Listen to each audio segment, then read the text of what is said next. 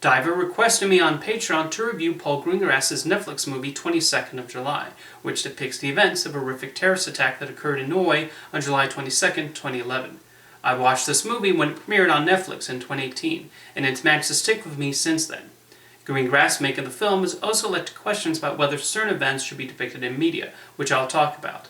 In making 22nd of July, he took an approach not too dissimilar to what he did with 1993. He filmed the movie in a documentary-like style and jumps back and forth between the various participants. He also opted to use primarily unknown actors rather than hire big movie stars. Most importantly, for 22nd of July, he cast actual Norwegian actors instead of hiring American or British actors and having them put on fake accents.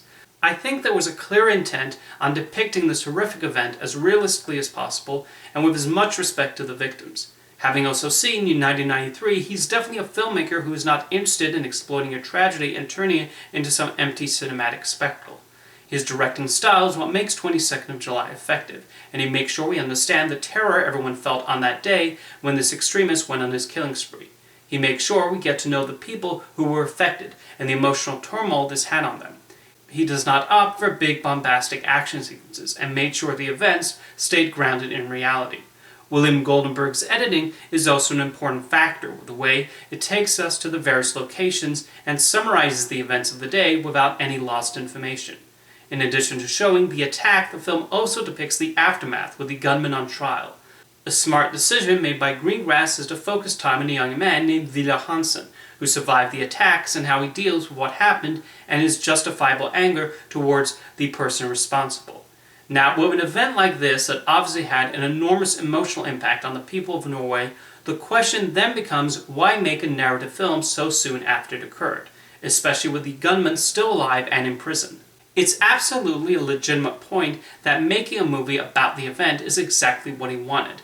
It gives him more fame and notoriety and makes his horrible ideologies more well known to the public. Anytime a mass shooting like this occurs, something that frequently bothers me is that the media is so quick to identify who the perpetrator is and plaster their face all over the news, thus giving them the infamy they so clearly want and desire. The names and faces of the victims become much less well known because the criminal is getting a lot of the attention, and we get the usual talking heads asking why they did it, instead of figuring out ways to stop more events like these in the future. A lot more people know the names of the Columbine shooters than they do those whose lives they took. And when it comes to talking about why they did it, we get the usual bullet points that don't lead anywhere. When Columbine happened, they were quick to point the blame to violent video games and movies, even though I guarantee the vast majority of people who play M-rated games don't go out and commit violent crimes. There's also the mental illness or disability card, which I find insulting. Most people who have a disability don't go out and purchase weapons in order to do something horrible.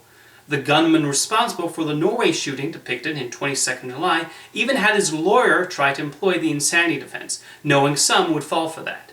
The truth is he, like many others of his ilk, is just an evil person with terrible ideologies and ugly prejudices who wanted to do away with others for his own twisted pleasure. He is merely a heartless person. It's as simple as that. You may have noticed I did not even mention his name, and there's a reason for that, because saying it out loud will only fall right into his hands. You can argue that Paul Greengrass did that by directing 22nd of July, but despite that I do feel he managed to make something that dramatized the event in a respectful way, and by giving as much attention to Viljar Hansen, made sure the victims had the last word. If you've seen 22nd of July on Netflix, let me know what you think in the comments. And if you think the movie should not have been made at all, I would like to read your opinions on that too. Thank you for the request, Diver.